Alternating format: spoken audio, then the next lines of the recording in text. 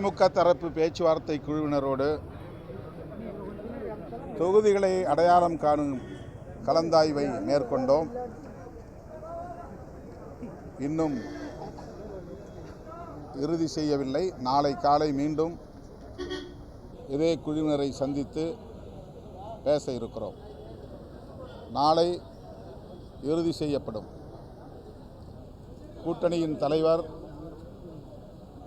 திராவிட முன்னேற்றக் கழகத்தின் தலைவர் மாண்புமிகு முதல்வர் அவர்கள் கூட்டணி கட்சிகளுக்கு என்னென்ன தொகுதிகள் ஒதுக்கீடு செய்யப்பட்டிருக்கின்றன என்பதை அதிகாரபூர்வமாக அறிவிப்பார். அதன் பின்னர் வேட்பாளர்கள் அறிவிக்கப்படுவார்கள்.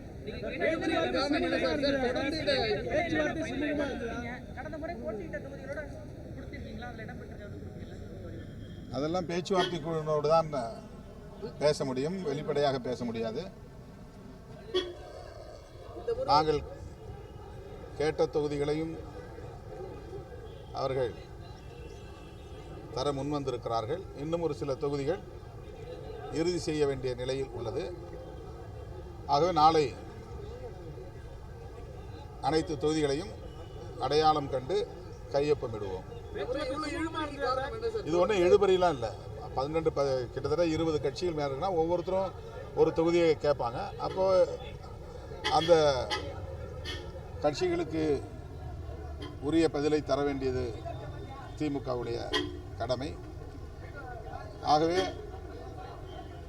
பொறுமையாக நிதானமாக பேச்சுவார்த்தை போய்கொண்டிருக்கிறது.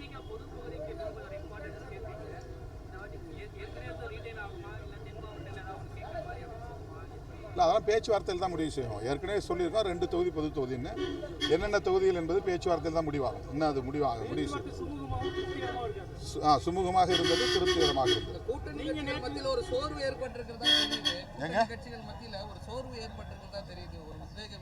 அது ஒரு மாயை, அவ்வளவுதான். அப்படிலாம் எதுவும் கிடையாது. அதிமுகவினர் 6 மாதத்திற்கு முன்பே பிரச்சாரத்தையே தொடங்கிவிட்டார்கள். அதனால் அவர்களால் உடனடியாக பட்டியலை அறிவிக்க முடிந்தது. போட்டியிடக்கூடிய அந்த கூட்டணி கட்சிகளின் எண்ணிக்கை மிக குறைவு. அதிலே அவர்களுக்கு பெரிய சிக்கல் எழவில்லை. எங்கள் கூட்டணியில் இது ஒரு மெகா கூட்டணி என்கிற நிலையில் 20க்கும் மேற்பட்ட கட்சிகள் உள்ளன. மெகா கூட்டணி என்கிற முறையில் 20க்கும் மேற்பட்ட கட்சிகள் உள்ளன. ஒவ்வொருவரும் நாங்கள் கேட்ட தொகுதியை இன்னொரு கட்சி கேட்கும், அவர்கள் கேட்ட தொகுதியை நாங்கள் கேட்போம். ஆகவே 2 தரப்பாரிடையேயும் திமுக பேசி இறுதி முடிவை செய்வார்கள். அதனால் இந்த ஒரு சின்ன இடைவெளி ஏற்படுகிறது.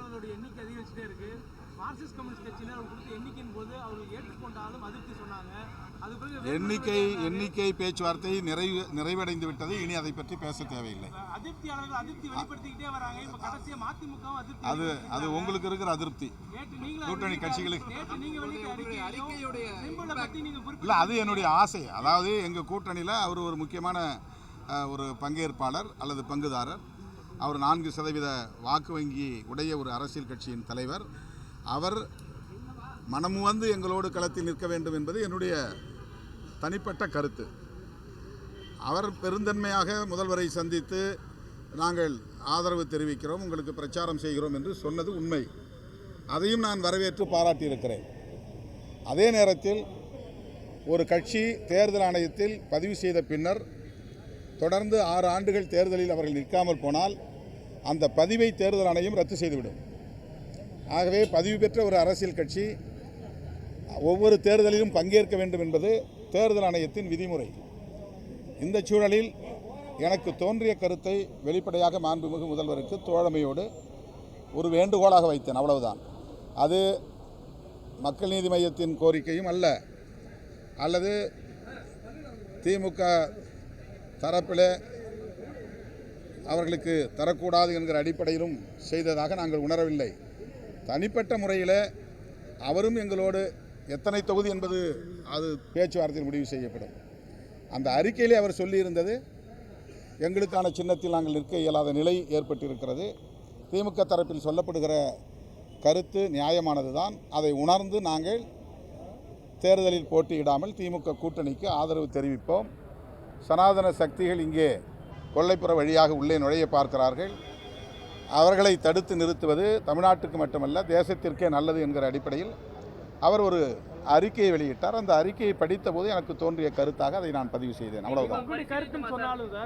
எண்ணிக்கையில உறுதி பண்ணது பிறகு குறிப்பா தேமுதிக வரையிலும் இந்த எண்ணிக்கை உறுதி பண்ணது பிறகாக நிறைய இடதுசாரிகள் சமூக வலைதள பக்கங்களில் அவங்களுடைய ஆதங்கங்களை வெளிப்படுத்தி வந்தாங்க. இது ஒரு நியாயமற்ற ஒதுக்கீடா இருக்குன்னு குற்றச்சாட்டு வச்சு வந்தாங்க. உங்களுடைய கருத்து ஒரு அறத்தின் கருத்தை அவங்களுக்கு ஆதரவு தெரிவிக்கிறதா அவங்க எல்லாமே பதிவிட்டிருக்காங்க. நீங்க அது உங்க கருத்தை மட்டுமே சுருக்கிக்கிறீங்களா இல்ல அது அறத்தின் கருத்தை வழிபடுகிறீங்களா? அரசின் கருத்துனா திமுக அறம் சார்ந்த கருத்தா? அதாவது இடதுசாரிகள் அப்படின்னு நான் சொல்லும்போது எங்களையும் இணைத்து கொண்டு தான் நான் சொன்னேன். போன முறை ஆளுக்கு 6 தொகுதி, அதனால் 18 தொகுதி. இந்த முறை 3 கட்சிகளையும் சேர்த்து 18 தொகுதி என்கிற பொருளில் நான் சொன்னேன். என்னுடைய அறிக்கையில் கருத்தியல் வலிமை கொண்ட கட்சிகளை, குறிப்பாக இடதுசாரி சக்திகளை அரவணைப்பதில் கூடுதல் கவனம் செலுத்த வேண்டும் அல்லது முன்னுரிமை செலுத்த வேண்டும். இது கூட்டணியின் தலைமைக்குள்ள தவிர்க்க முடியாத ஒரு பொறுப்பு என்று என்னுடைய உணர்வை நான் வெளிப்படுத்தியிருந்தேன். இன்றைக்கும் நான் அந்த கருத்தை சொல்ல விரும்புகிறேன். இன்றைக்கு இந்த கூட்டணி, திமுக தலைமையிலான கூட்டணி வலுவாக இருக்கிறது என்று சொன்னால், கட்டுக்கோப்பாக இருக்கிறது என்று சொன்னால், எதிரிகள் விரித்த வலையில் சிக்காமல் அவர்களின் சூது சூழ்ச்சிகளை முறியடித்து இது தொடர்கிறது என்று சொன்னால், அதில் இடதுசாரி கட்சிகளுக்கும் விடுதலை சிறுத்தைகளுக்கும் பெரிய பங்கு உண்டு. அந்த அடிப்படையில் தான் அதை நான் சொன்னேன். பொதுமக்கள் மத்தியிலே அல்லது கட்சி தோழர்களிடையே பல கருத்துக்கள், எதிரும் புதிருமான கருத்துக்கள், ஆதரவான எதிரான கருத்துக்கள் சமூக ஊடகங்களில் வரத்தான் செய்யும். ஆனால் இப்போது எல்லாம் நிறைவு செய்துவிட்டன. நாங்கள் மனமு வந்து கையொப்பம் போட்டுவிட்டோம். இனி எண்ணிக்கை பற்றி எந்த பிரச்சனையும் இல்லை. தொகுதிகளை அடையாளம் காண்பதிலும் வெற்றிகரமாக நாங்கள் முன்னோக்கி நகர்ந்து கொண்டிருக்கிறோம். பெரும்பாலான கட்சிகள் அடையாளம் கண்டு கையொப்பமிட்டு விட்டனர். இன்னும் ஓரிரு கட்சிகள் தான். நாங்கள் நாளை காலை காங்கிரஸ் நாங்கள் நாளை முடிவு செய்வோம். நாளை மாலையோ அல்லது நாளை மறுநாளோ முதல்வர் அவர்கள் அதிகாரபூர்வமாக யார் யாருக்கு எந்தெந்த தொகுதிகள் என்பதை அறிவிப்பார். நேற்று உங்கள் அறிக்கைக்கு பிறகு இன்று காலை மதிமுக அந்த சின்னம் தொடர்பாக ஒரு நெருக்கடி கொடுக்கறத அவங்க அதிருப்தியாக வெளிப்படுத்தியிருக்கிறாங்க. அவங்க கேட்டு தானே ஒரு தொகுதியில் நாங்கள் நிற்கணும். அப்போ தான் தேர்தல் ஆணையம் வந்து எங்கள் கட்சிக்கான பதிவை ரத்து செய்யாது என்று கேட்டுத்தான் அவர்கள் ஒரு தொகுதியிலே நிற்கிறார்கள். அது ஏற்கனவே பேசியாச்சு. அதில் கருத்து சொல்ல ஒன்றும் இல்லை. ஒன்றும் நெருடல்களே கிடையாது. பெரிய கூட்டணி என்பது மட்டும்தான் அதில் பிரச்சனை, வேற ஒன்றும் கிடையாது. இடையில வந்து 2021 இருந்த கூட்டணி கட்சிகள் எண்ணிக்கையை விட இப்போது 9 கட்சிகள் கூடுதலாக சேர்ந்திருக்கின்றன. நீங்கள் ஒரு விஷயத்தை புரிந்து கொள்ள வேண்டும். நான் ஏற்கனவே சொன்ன கருத்து தான். புதிதாக ஒரு கட்சி தொடங்கப்பட்ட நிலையிலும் கூட ஆட்சியில் பங்கு, அதிகாரத்தில் பங்கு தர தயாராக இருக்கிறோம் என்று அறிவித்தும் கூட இந்த கட்சிகள் எல்லாம் திமுகவை நோக்கி வந்தனவே தவிர அந்த புதிய கட்சிக்கு துணை நிற்க யாரும் போகவில்லை, அல்லது ஒரு புதிய கூட்டணியை உருவாக்க யாரும் போகவில்லை, அல்லது அதிமுக அணிக்கு போக வேண்டும் என்று யாரும் விரும்பவில்லை. ஆகவே எங்கள் கூட்டணி மெகா கூட்டணி, கருத்தியல் சார்ந்த கூட்டணி, வெற்றிகரமான கூட்டணி, தமிழ்நாட்டு மக்களின் ஏகோபித்த ஆதரவோடு இந்த கூட்டணி மகத்தான வெற்றியை பெறும். நேரடியாக கேட்கிறோம் சார், தோழமை கட்சிகளிடம் இடதுசாரி கட்சிகளிடம் பாஜக எதிர்ப்பு கூடியதை அங்கசமாக திமுக பயன்படுத்துகிறாங்களா? அது நீங்கள் திமுக விட்டே கேளுங்க.